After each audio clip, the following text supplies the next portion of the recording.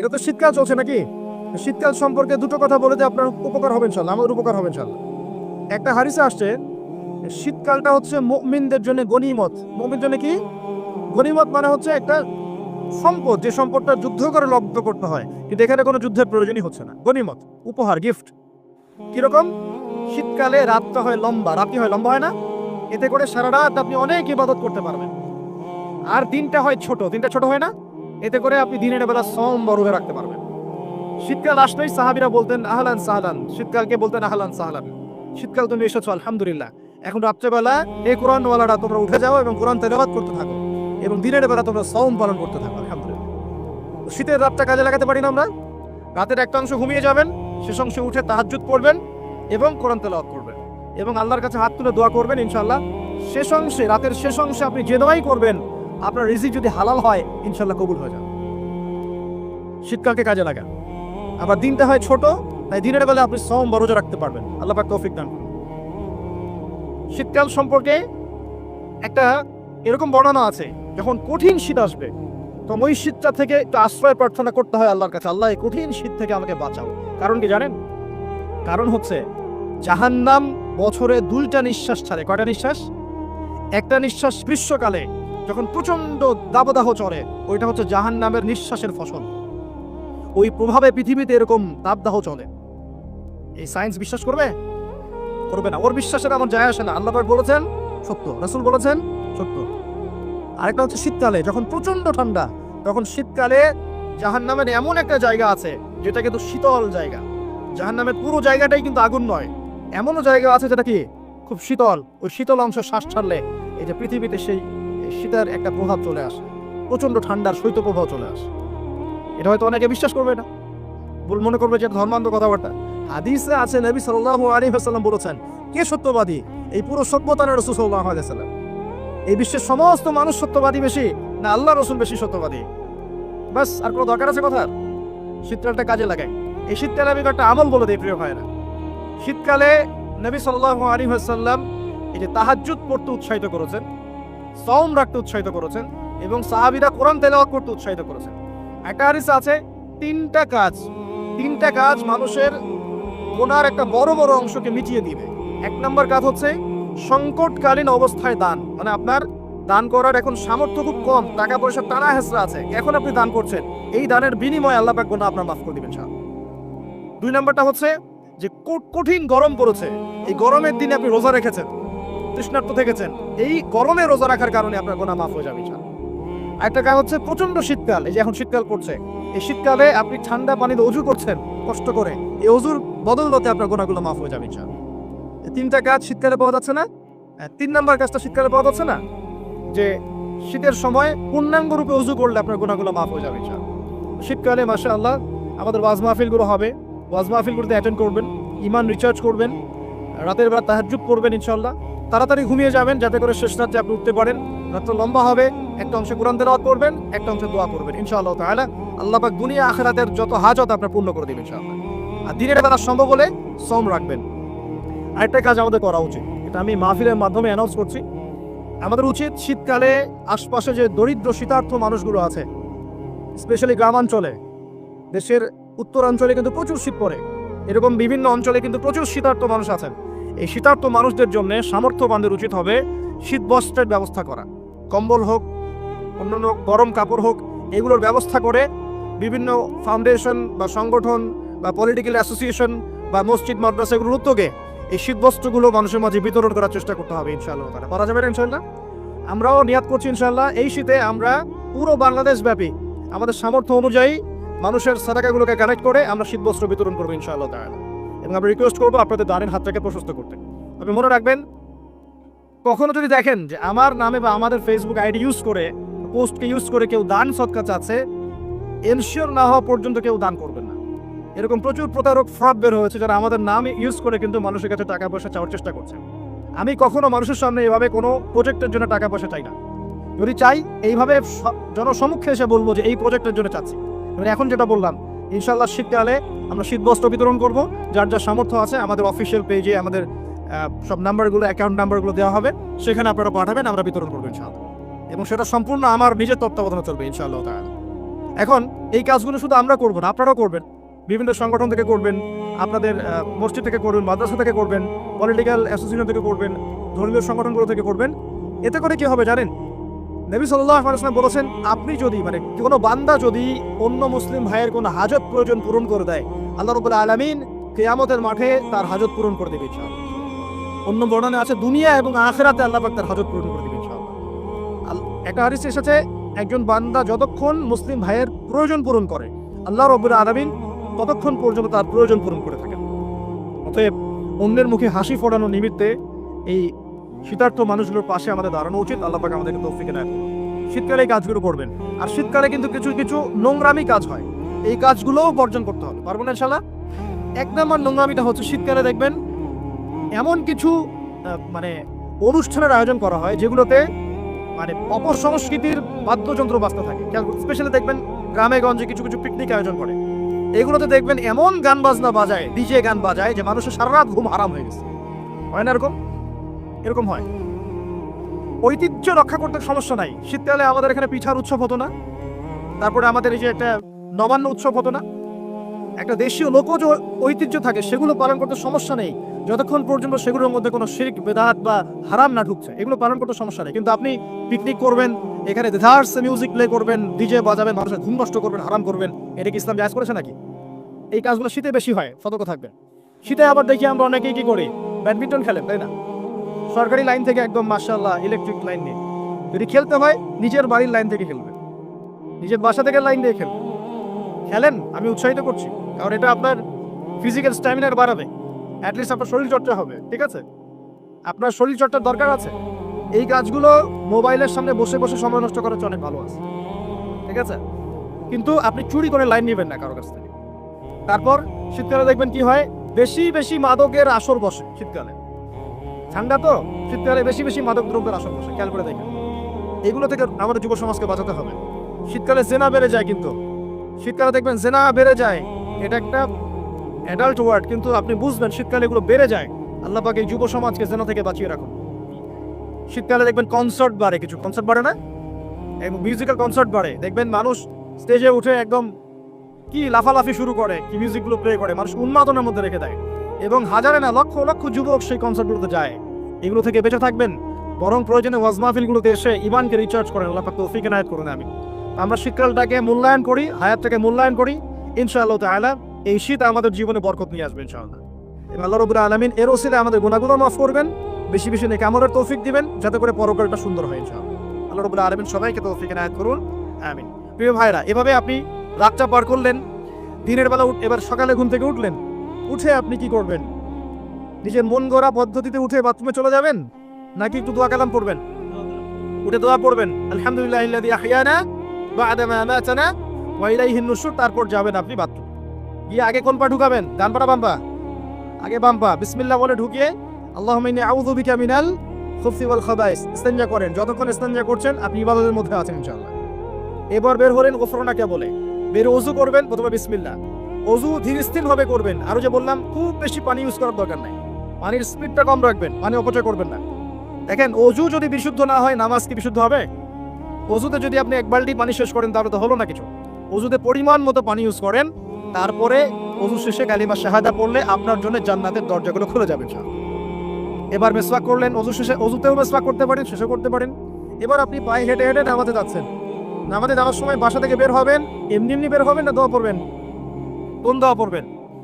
আল্লাহি ওয়ালা হাওলা ওয়ালা কুওয়াতা ইল্লা বিল্লাহ। বাস, বের হওয়ার সাথে সাথেই একজন ফেরেশতা আপনার সাথে চলে আসবে ইনশাআল্লাহ, শয়তান দূরে চলে যাবে। এবার পায়ে হেঁটে হেঁটে আপনি মসজিদ যাচ্ছেন, প্রত্যেক পদক্ষেপে হাঁটছেন, একটা করে পা ফেলছেন, একটা গুনাহ মাফ, একটা করে পা ফেলছেন, একটা নেকি লেখা হচ্ছে। আর কি চাই বলেন? আল্লাহ পাক রহমত দিচ্ছেন, মর্যাদা বাড়াচ্ছেন। এই সময় একটা দোয়া পড়তে পারেন, আমি শিখিয়ে দিই। এই দোয়াগুলো সব হিসনুল মুসলিম বইয়ের মধ্যে আছে। প্রিয় ভাই, সবগুলো দোয়া মুখস্থ করে ফেলেন। সারা জীবনে কত কিছু মুখস্থ করলেন, আমি ফখর করছি না, কিন্তু আমি বিশ্বাস করেন, এই মুহূর্তে যদি বাংলাদেশের সব দোয়ার বইও না থাকে, মুখস্থ একটা পুরা হিসনুল মুসলিম লিখে দিতে পারবেন ইনশাআল্লাহ। পুরা বইটা মুখস্থ করে ফেলবেন ইনশাআল্লাহ। পারা যাবে না? যদি ইসলাম তো এমনই, পৃথিবীতে যদি কোনো কোরআনের কপিজ এখন না থাকে, এরকম কপিজ, এরকম লক্ষ লক্ষ হাফেজ, কোটি কোটি হাফেজে কোরআন আছেন, আগামীকাল হওয়ার আগেই, সূর্য ওঠার আগেই কোরআন লেখা শেষ হয়ে যাবে। হবে না? মুখস্থ করে ফেলবেন, সবকিছু অ্যাপসে নির্ভর হবেন না। বইয়ে নির্ভর হবেন না, নিজের জেহেনে নিয়ে নেবেন ইনশাআল্লাহ। এরপরে আপনি চলার পথে পড়বেন আল্লাহুম্মা ইজআল ফি কলবি নূরা ওয়া ফি লিসানি নূরা ওয়া ফি সামঈ নূরা ওয়া ফি বাসারি নূরা ওয়া আন ইয়ামিনি নূরান ওয়া আন শিমালি নূরান ওয়া মিন ফাওকি নূরা ওয়া মিন তাহতি নূরা আল্লাহুম্মা ইজআল ফি নাফসি নূরা। এই দোয়াটা পড়তে পারেন। এতে করে আল্লাহ পাক আপনাকে নূর দিবে। কি দিবে? নূর বা আলো দিবে ইনশাআল্লাহ। এই নূর আপনার জীবনেও লাগবে, কবরেও লাগবে ইনশাআল্লাহ। এবার নামাজে গেলেন, মসজিদে ঢুকবেন, এমনি এমনি না দোয়া আছে। ডান পা দিয়ে ঢুকবেন, দোয়া পড়বেন বিসমিল্লাহ ওয়াসসালাতু ওয়াসসালামু আলা রাসূলিল্লাহ আল্লাহুম্মা ইফতাহ লি আবওয়াব রাহমাতিক। একটা দোয়া আছে আউযু বিল্লাহিল আযীম ওয়া বিওয়াজহিল কারীম ওয়া সুলতানিল কাদীম মিনাশ শাইতানির রাজীম। এটাও পড়তে পারেন। ব্যাস এই দোয়া পড়লে শয়তান থেকে আপনি নিরাপদে থাকবেন। নামাজে দাঁড়ালেন, এই যে ফজর পড়বেন, যোহর, আসর, মাগরিব, এশা 5 ওয়াক্তের নামাজ পড়বো না? প্রত্যেক ওয়াক্তের জন্য একটাই নসিহত, সেটা হলো নামাজের বাহ্যিকতা গুরুত্বপূর্ণ, কিন্তু বাহ্যিকতার চাইতে বেশি গুরুত্বপূর্ণ হচ্ছে নামাজের আধ্যাত্মিকতা, নামাজের হার্ট, মানে মারিফত, ইহসান, খুশু, এগুলো বেশি ইম্পর্টেন্ট। আল্লাহ রাব্বুল আলামিন সূরা হাশরের 7 নম্বর আয়াতে বলছেন বা'দা আউযু বিল্লাহি মিনাশ শাইতানির রাজীম ওয়া মা আতাকুমুর রাসূলু ফাখুযুহু। রাসূলুল্লাহ সাল্লাল্লাহু আলাইহি ওয়াসাল্লাম তোমাদেরকে যা দিয়েছেন, মানে যা দিয়েছেন, যত কিছু দিয়েছেন, ফাখুযুহু সেটাকে গ্রহণ করো, সেটা রিসিভ করো, গ্রহণ করে নাও। ওয়া মা নাহাকুম আনহু ফান্তাহু। রাসূলুল্লাহ সাল্লাল্লাহু আলাইহি ওয়াসাল্লাম তোমাদেরকে যা থেকে নিষেধ করেছেন বিরত থাকো। তার মানে রাসূলুল্লাহ সাল্লাল্লাহু আলাইহি ওয়াসাল্লামের সুন্নাহ মোতাবেক জীবন গড়ো, তাহলে ইনশাআল্লাহ তাআলা সফল হওয়া যাবে। কথা ঠিক কিনা? এখন রাসূলের এই সুন্নাহ কি শুধুমাত্র শরীরের উপরে থাকবে? শুধুমাত্র কি নামাজের মধ্যেই থাকবে? শুধুমাত্র জিকির আজগার তাসবিহ তাহলিলের মধ্যেই থাকবে? শুধুমাত্র কি আমাদের ব্যক্তি জীবনেও থাকবে? নাকি জীবনের প্রত্যেকটা ক্ষেত্রেই সুন্নাত বাস্তবায়ন করতে হবে? কোনটা? যদি আমরা দাড়ি রাখি, রাসূলের সুন্নাহ মতো দাড়ি রাখি, মাশাআল্লাহ, আমি যুবক ভাইদেরকে রিকোয়েস্ট করব যাদের দাড়ি নাই বা দাড়ি শেভ করছেন, আজকের লেকচারের পর থেকে দাড়ি আর শেভ করেন না। কথা করছেন ইনশাআল্লাহ? এতে করে আপনি প্রতিদিন সকালবেলা উঠে রাসূলুল্লাহ সাল্লাল্লাহু আলাইহি ওয়াসাল্লামের সুন্নতকে জবাই করছেন। জবাই করছেন না? ধারালো অস্ত্র দিয়ে আপনি প্রত্যেকদিন সকালে উঠে রাসূলের সুন্নতটাকে কি করছেন? জবাই করছেন। কাজটা ভালো হবে কি? একটু আগে বললাম রাসূলের নাম শুনে যদি দরুদ না পড়ে তাহলেই নবীজি বলছেন তার জন্য ধ্বংস হোক। জিবরাইল আলাইহিস সালাম এসে এই কথা বলেছেন, নবী সাল্লাল্লাহু আলাইহি ওয়াসাল্লাম বলছেন আমিন, দোয়া করছেন আমিন, মানে এটা একটা বদদোয়া। এটা কি ভালো দোয়া? বদদোয়া। তো দাড়িটা ছেড়ে দেই ইনশাআল্লাহ, আল্লাহ পাক তৌফিক দান করুন। টাকনুর নিচে কাপড় পরা যাবে? টাকনুর উপরে কাপড় তুলবো ইনশাআল্লাহ। চুল কাটছেন যুবক ভাইরা, তো চুল কাটার সময় মেসি আর নেইমার স্টাইল কেন? রাসূলুল্লাহ সাল্লাল্লাহু আলাইহি ওয়াসাল্লামের সুন্নত বাবরি চুল নাই, রাখা যাবে? একটা হাদিসে আছে যার চুল আছে সে যেন চুলের যত্ন নেয়। যার চুল আছে কি করে? সে যেন চুলের যত্ন নেয়। চুল চলে গেলে তো আর যত্ন নেওয়া যাবে? যাদের নাই তারা কি বাবরি রাখতে পারবে? যাদের আছে সুন্নত বাবরি রাখা যাবে না ইনশাআল্লাহ? আচ্ছা, সবসময় এটা বাধ্যতামূলক নয় আপনার জন্য, কিন্তু যদি সুযোগ থাকে আপনি রাখতে পারেন। ওই সুন্নত না রেখে যদি আপনি এখন তেলাপোকা ছাড় দেন তাহলে তো সমস্যা। তেলাপোকা ছাড় কি? হাদিসে একটা শব্দ আছে কুজা করা। এটা মানে কি? মাঝখানে চুল থাকে এইভাবে লম্বা আর দুই পাশ ফাঁকা। এই চুল কাটাটাকে হাদিসে নিষেধ করা হয়েছে। এটা কি জানতেন? আপনারা জানেন না? আমি জানি। এভাবে চুল কাটাটাকে হাদিসে কি করা হয়েছে? নিষেধ করা হয়েছে। আর রাসূলুল্লাহ সাল্লাল্লাহু আলাইহি ওয়াসাল্লাম সবসময় একটা কথা বলতেন, তোমরা ইহুদি খ্রিস্টানদের বিরোধিতা করবে। তোমরা ইহুদি এবং খ্রিস্টানদের কি করবে? বিরোধিতা করবে। তারা মুশরিকরা কি করে? মুশরিকরা দাড়ি ছেটে ফেলে, তোমরা দাড়ি ছেড়ে দিবে। আর তারা গোফ লম্বা করে, তোমরা গোফ ছেটে ফেলবে। সবসময় আমাদেরকে উৎসাহিত করা হয়েছে বিধর্মীদের সংস্কৃতির বিপরীত করার জন্য। আর আজকে আমরা কি করছি? ইচ্ছায় হোক আর অনিচ্ছায় হোক, জেনে হোক আর না জেনে হোক, আমরা কিন্তু বিধর্মীদের আদর্শ এবং কালচারগুলো ফলো করছি না ভাই? পোশাক আশাক, দেহের গঠন, চলাফেরা, কথাবার্তা, জীবনের লাইফস্টাইল, রুটিন, এগুলো কি মুসলিমদের মতো হচ্ছে না অমুসলিমদের মতো হচ্ছে? কোনো মুসলিম যুবক কি ফজরের আজান শুনে নামাজ না পড়ে ঘুমাতে পারে? আবার দুপুর 12টায় ঘুম থেকে উঠতে পারে? দুপুর 2টায় নাস্তা করতে পারে? বিকেল সময়টা গার্লফ্রেন্ডের সাথে ঘুরতে পারে? আর সন্ধ্যাবেলায় বন্ধুদের সাথে আড্ডাবাজি করে জুয়া খেলে বারের সময় কাটিয়ে রাত্রে আবার এসে ইন্টারনেট চালাতে চালাতে 3টা 4টা 5টা বাজে তখন ঘুমিয়ে যায়। এই হচ্ছে এখনকার যুব সমাজের আদর্শ। একটা অসুস্থ প্রজন্ম তৈরি করছি আমরা, অসুস্থ প্রজন্ম। বিগত মনে হয় 40-50 বছর থেকে একটা প্রজন্ম তৈরি হয়েছে বাংলাদেশে, স্পেশালি আমাদের মতো ইয়াং জেনারেশন যারা আছো, একটা অসুস্থ প্রজন্ম তৈরি হয়েছে। বাবাকে সালাম দিতে এদের লজ্জাবোধ হয়, ঘরে ঢুকে মাকে সালাম দিবে লজ্জা পায়, বাসা থেকে বের হওয়ার সময় দোয়া পরে বের হবে মনে থাকে, চুলটা কাটবে রাসূল সাল্লাল্লাহু আলাইহি ওয়াসাল্লাম মতো না, ওদের আদর্শ নেই। ড্রেস আপ, এটা পোশাক আশাক হবে ইসলামিক লেবাস, ওদের লজ্জা লাগে, মনে হয় যেগুলো এই যুগে মনে চলেন, যদি ঢিলেঢালা পোশাক পরি তাহলে আমি পিছিয়ে পড়ব, এটা মনে হয়।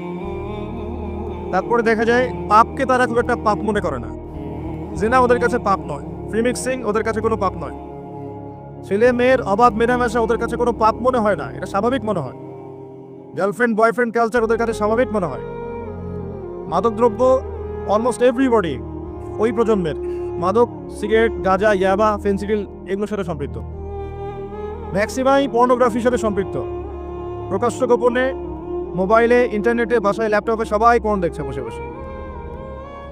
হ্যাঁ, রাত্রে পর্ন দেখে সকালে নামাজ পড়তে আসে। তারপরে অপসংস্কৃতি, বিভিন্ন কনসার্টে এদেরকে পাবেন আপনি, বিভিন্ন এই যে পিকনিক এর মৌসুম চলছে এখন, উচ্চস্বরে গান বাজনা বাজাবে, হ্যাঁ, ওখানে মাদকদ্রব্য সেবন করবে, সারা রাত জাগবে, ওখানে পাবেন আপনি এদেরকে।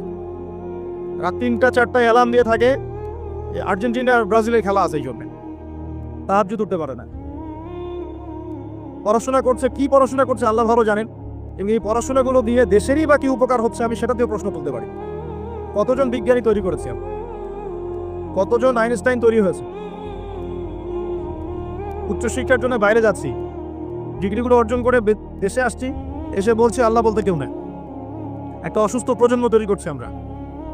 মোবাইল এডিকশন, স্ক্রিন এডিক্টেড, সারাদিন ফোন নিয়ে দেখবেন ব্যস্ত, এবং ফোনে কিন্তু ভালো কিছু করছে না, খারাপ কিছুই করছে। ফ্রি ফায়ার খেলছে, পাবজি খেলছে, ফোনে ফোনে জুয়াও খেলা হয় এখন, ফোনে এখন জুয়াও খেলা হয়। এক জায়গায় গোল হয়ে বসে আছে, জিজ্ঞাসা করুন কেন, ইনভেস্টিগেট করে দেখবেন লুডো খেলছে। লুডো নামে যেটা গেম আছে আমরা জানতামই না, ভাবতাম যে একসাথে গোল হয়ে বসে কি করে এরা। একদিন এক যুবক বললো যে লুডো খেলে। এত অসুস্থ প্রজন্ম তৈরি করেছে আমরা। এই প্রজন্মের হাতে দেশও নিরাপদ না, এই প্রজন্মের হাতে উম্মার কথা অনেক দূরের কথা, মুসলিম উম্মা অনেক দূরের কথা, দেশও নিরাপদ নয়। যারা এদেশকে গড়ে দিয়েছে তারা আমাদের মতো ছিল না, তাদের শৌর্য বীর্য ছিল, গায়রত ছিল, ব্যক্তিত্ব ছিল। আমাদের দাদা পরদাদা, তাদের ব্যক্তিত্ব ছিল, গায়রত ছিল, শারীরিক শক্তি ছিল, মানসিক শক্তি ছিল। এখন প্রজন্ম দেখছেন অঙ্কে 80 নাম্বার না পেলে, একটা A+ না পেলে আত্মহত্যা করে ফেলছে। ভাবখানে এমন জীবনটাই নষ্ট হয়ে গেল, একটা A+ পায় নাই, আত্মহত্যা করে ফেলছে। ওর দ্বারা আপনি উম্মার বিজয় কামনা করছেন। একটা অসুস্থ প্রজন্ম তৈরি করছে। খুব গড় করে খেয়াল করে দেখেন আপনার আমার সন্তানদের জন্য কোন পরিবেশ রেখে যাচ্ছে। সবখানে পর্নোগ্রাফি। আমাদের সবার ফোনগুলোকে যদি এখন সার্চ করা হয় দেখা যাবে অলমোস্ট এভরিবডি এর সাথে সম্পৃক্ত আছে, ইচ্ছায় হোক অনিচ্ছায় হোক। মাদকদ্রব্যের সাথে অনেকেই সংশ্লিষ্ট, এবং স্মোকিংটাকে ফ্যাশন মনে করি। স্মোকটা যে মাদক এটা বিশ্বাস করতে চাই না। খুব কম ইয়াং জেনারেশন পাওয়া যাবে যাদের অ্যাফেয়ার নাই, হারাম অ্যাফেয়ার, বয়ফ্রেন্ড গার্লফ্রেন্ড কালচার নাই, খুব কম পাওয়া যাবে। খুব কম ছেলে পেলে পাবেন আপনি যারা হারাম মিউজিক শোনে না। খুব কম ছেলে পেলে পাবেন যারা আপনাকে 10টা সূরা মুখস্থ বলতে পারবেন। 10টা সূরা মাত্র, 10টা চ্যালেঞ্জ করলাম, 10টা সূরা মুখস্থ বলতে পারবে না। খুব কম। আপনি খুব কম ইয়াং জেনারেশন পাবেন যারা 5 ওয়াক্ত নামাজ পড়ে মসজিদে এসে। ইয়াং জেনারেশনে খুব কম ছেলে পেলে পাবেন যারা বিশুদ্ধ করে কোরআন তেলাওয়াত করতে পারে। অনেক সময় দেখা যায় আফসোস, অনেকে শায়েখ টাইটেল দিয়ে বসে থাকে, কোরআন তেলাওয়াত করতে জানেন। বিশ্বাস করছেন না? আমার সামনে বসায়, ওলামায়ে কেরামদের সামনে বসায় দিয়ে